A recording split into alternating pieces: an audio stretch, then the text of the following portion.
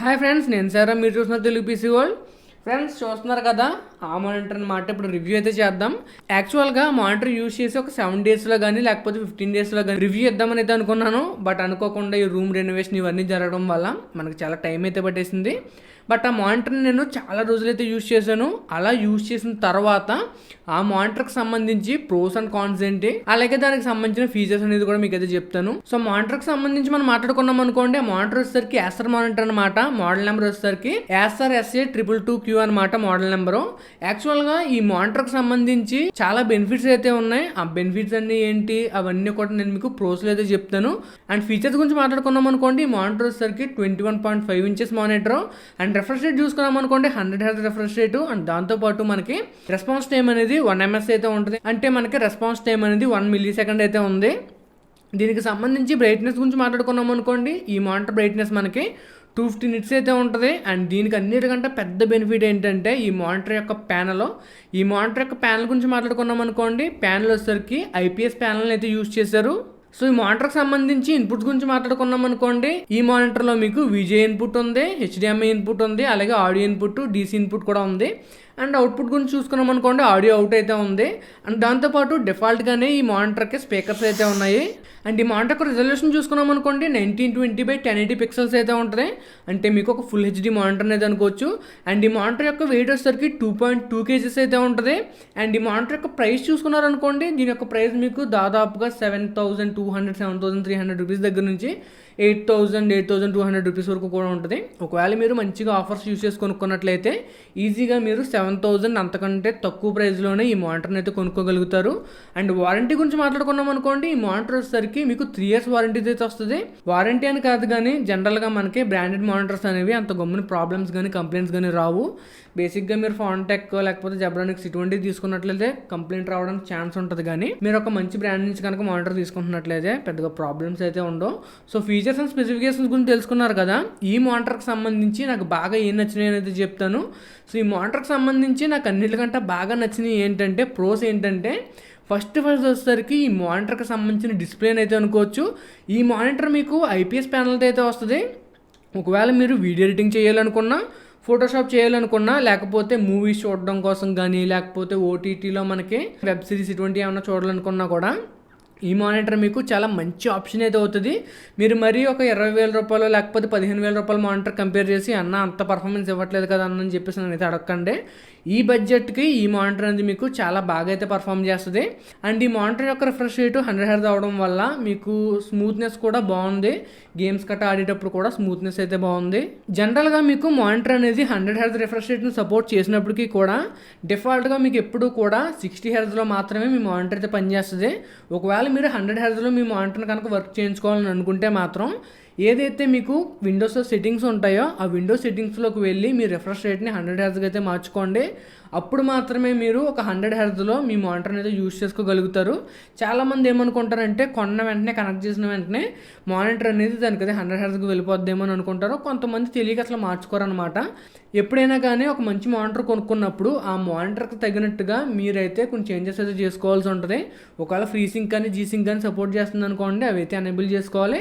And దాంతోపాటు brightness adjustments ఇవన్నీ కూడా చేసుకోవాల్సి ఉంటుంది. అండ్ ఫైనల్గా మన మానిటర్ యొక్క రిఫ్రెష్ రేట్ ఏదైతే ఉందో మన మానిటర్ యొక్క రిఫ్రెష్ రేట్ని కూడా మనం అప్డేట్ చేసుకోవాల్సి అయితే ఉంటుంది అనమాట. అండ్ నెక్స్ట్ ప్రో గురించి మాట్లాడుకున్నాం అనుకోండి, ఈ మానిటర్ మీకు ఫ్రీసింగ్ ప్రీమియంకి అయితే సపోర్ట్ చేస్తుంది.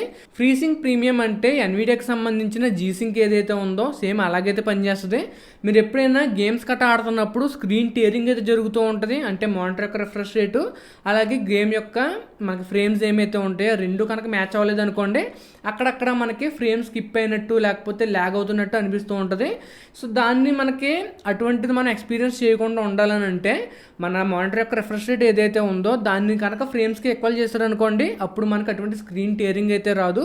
సో అలాంటి సపోర్ట్ చేసేది ఎన్విడియాకి సంబంధించిన జీసింగ్ కానీ లేకపోతే AMDకి సంబంధించిన ఫ్రీసింగ్ ప్రీమియం అని అయితే అనుకోవచ్చు. సో డిఫాల్ట్గా ఇది మీకు ఫ్రీసింగ్ ప్రీమియంకి అయితే సపోర్ట్ చేస్తుంది.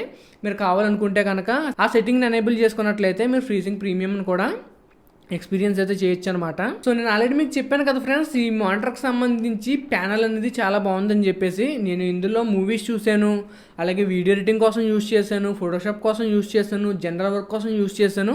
ఎందులో అయినా సరే మీకు ఐపీఎస్ ప్యానల్లో ఏదైతే ప్లస్లు ఉంటాయో లేకపోతే ఏదైతే ప్రోస్ ఉంటాయో అవన్నీ కూడా మీరు ఈ మానిటర్లను అయితే గమనిస్తారో.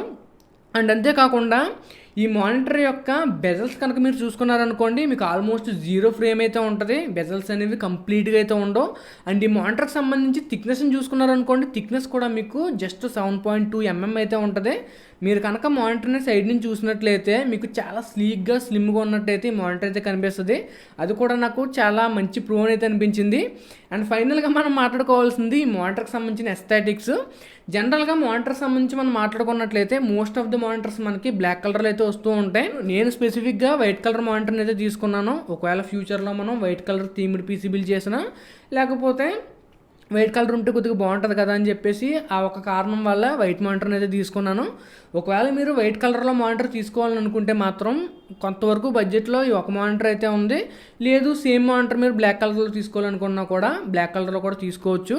ఒకవేళ మీరు బ్లాక్ కలర్లో తీసుకుంటున్నట్లయితే మీకు వైట్ కలర్ మానిటర్తో కంపేర్ చేసుకున్నట్లయితే ఒక 500 కానీ 700 రూపీస్ కానీ ఇంకా తక్కువే పడుతుంది. ఒకవేళ మీరు బ్లాక్ కలర్లో తీసుకోవాలనుకున్నా, వైట్ నాకు నచ్చదు, వైట్ నా పీసీకి సెట్ అవుతుంది అనుకుంటే మీరు బ్లాక్ కలర్ని కూడా కన్సిడర్ అయితే చేసుకోవచ్చు. అండ్ ఫైనల్గా ఈ మానిటర్ మీకు బ్లూ లైట్ షీల్డ్కి అయితే సపోర్ట్ చేస్తుంది. ఒకవేళ మీరు ఆ మోడ్ని కనుక యూజ్ చేసుకున్నట్లయితే బ్లూ లైట్ అనేది కంప్లీట్గా అయితే తగ్గించేస్తుంది అనమాట. అంతేకాకుండా ఈ మానిటర్లో మీకు స్పెసిఫిక్గా కొన్ని మోడ్స్ అయితే ఉన్నాయి. లైక్ ఎస్ఆర్జీబీ అని లేకపోతే ఎకో మోడ్ అని ఇలా కొన్ని మోడ్స్ అయితే ఉన్నాయి. మీరు ఆ మోడ్ని బట్టి మనం మార్చుకున్నట్లయితే మనకు బ్రైట్నెస్ అవ్వచ్చు, కాంట్రాస్ట్ అవ్వచ్చు, ఇవన్నీ చేంజ్ అవుతున్నాయి అనమాట. మనం కనుక కంప్లీట్గా ఈ ప్రైస్కి కనుక మానిటర్ గురించి మాట్లాడుకున్నాం అనుకోండి, నాకు ఈ మానిటర్ అనేది కొంతవరకు మంచి వాల్యూ ఫర్ మనీ అనేది అనిపించింది. సో మీరు జనరల్గా ఈ మానిటర్ని తీసుకోవాలనుకుంటే కనుక ఖచ్చితంగా అయితే కన్సిడర్ చేసుకోవచ్చు.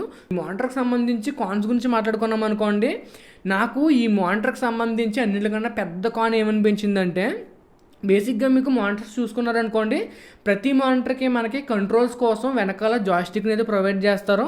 సో ఆ జాయిస్టిక్ వల్ల మనకి బెనిఫిట్ ఏంటంటే, మనం ఏదైనా స్విచ్ చేయాలనుకున్నా లేకపోతే మోడ్స్ మార్చాలనుకున్నా, బ్రైట్నెస్ అడ్జస్ట్మెంట్స్ చేయాలనుకున్నా, ఇలా ఏ అడ్జస్ట్మెంట్లు చేయాలనుకున్నా కూడా మనకు ఆ జాయిస్టిక్ అనేది చాలా కన్వీనియంట్గా ఉంటుంది. ఏదైనా మార్పులు చేయాలనుకున్నా కూడా మనం చాలా స్పీడ్గా అలాగే ఈజీగా అయితే చేయొచ్చు అనమాట. బట్ ఈ మానిటర్లో నాకు ఆ జాయిస్టిక్ అనేది లేదు. కేవలం మనకి బటన్స్ని అయితే ప్రొవైడ్ చేశారు. ఆ బటన్స్ని కూడా వెళ్ళి కింద అయితే ప్రొవైడ్ చేశారు. సో ఏదైనా మనం మార్పు చేయాలి లేకపోతే చేంజెస్ చేయాలని అనుకుంటే మాత్రం కంప్లీట్గా ఆ బటన్స్ని యూజ్ చేసుకుని ఈ సెట్టింగ్స్ని అయితే మార్చుకోవాల్సి ఉంటుంది. నాకు అంటే నేను ఎప్పటి నుండో జాయిస్టిక్ యూజ్ చేయడం వల్ల నాకు అదొక కాన్ కింద అయితే అనిపించింది. కన్వీనియన్స్ ప్రకారంగా చూసుకున్నట్లయితే నాకు అది అంతగా నచ్చలేదు. ఇది కేవలం పర్సనల్ ఒపీనియన్. బట్ డెఫినెట్గా జాయిస్టిక్ యూజ్ చేసిన వాళ్ళకి నేను ఏం చెప్తున్నానో అది అయితే అర్థమవుతుంది. అండ్ సెకండ్ కాన్ గురించి మాట్లాడుకున్నాం అనుకోండి, సెకండ్ కాన్ వచ్చేసరికి ఏంటంటే ఈ మానిటర్కి సంబంధించి స్పీకర్స్ అనేది అనుకోవచ్చు. ఇది పెద్దగా కంప్లైంట్ అయితే కాదు. బట్ ఈ మానిటర్ ఏదైతే ఉందో ఈ మానిటర్లో స్పీకర్స్ అనేవి చాలా యావరేజ్గా అయితే ఉన్నాయి. మీరు మరీ ఎక్కువ క్వాలిటీని కానీ సౌండ్ కానీ ఈ మానిటర్స్ నుంచి అయితే ఎక్స్పెక్ట్ చేయకండి. నేను ఆల్రెడీ చాలా రోజులు ఈ మానిటర్ స్పీకర్స్లో అయితే విన్నాను. నాకు పర్సనల్గా ఏమనిపించిందంటే, ఒకవేళ మీరు కనుక స్పీకర్స్ లేవు అని అనుకుంటే మాత్రం జస్ట్ ఏదో ఒక ఆల్టర్నేటివ్ కింద యూజ్ చేసుకోవచ్చు. కానీ మీరు ఏదైనా మూవీస్ చూడాలనుకున్నా లేకపోతే వీడియోస్ చూడాలనుకున్నా లేకపోతే ఎంటర్టైన్మెంట్ పర్పస్ కోసం ఈ మానిటర్ని యూజ్ చేసినట్లయితే ఆ మానిటర్కి సంబంధించిన స్పీకర్స్ అవుట్పుట్ ఏదైతే ఉందో ఆ స్పీకర్ అవుట్పుట్ అనేది మీకు అంతలాగైతే నచ్చదో. బేస్ కానీ లేకపోతే వోకల్స్ కానీ ఇవంతా కూడా నాకు చాలా తక్కువగా అయితే అనిపించింది. సో ఇది కూడా పెద్దగా కంప్లైంట్ అయితే చేయట్లేదు. ఎందుకంటే మోస్ట్ ఆఫ్ ద పీపుల్ ఎవరు మానిటర్ కొనుక్కున్నా ఖచ్చితంగా ఒక మంచి స్పీకర్స్ని అయితే కొనుక్కుంటారు. బట్ ఇది కూడా నేను చెప్పాలి కాబట్టి మీకైతే మెన్షన్ చేస్తున్నాను.